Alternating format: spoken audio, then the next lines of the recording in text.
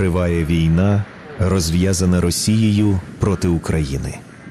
Щоранку о 9 годині на всій території нашої держави згадуємо українців, які віддали своє життя. Всіх.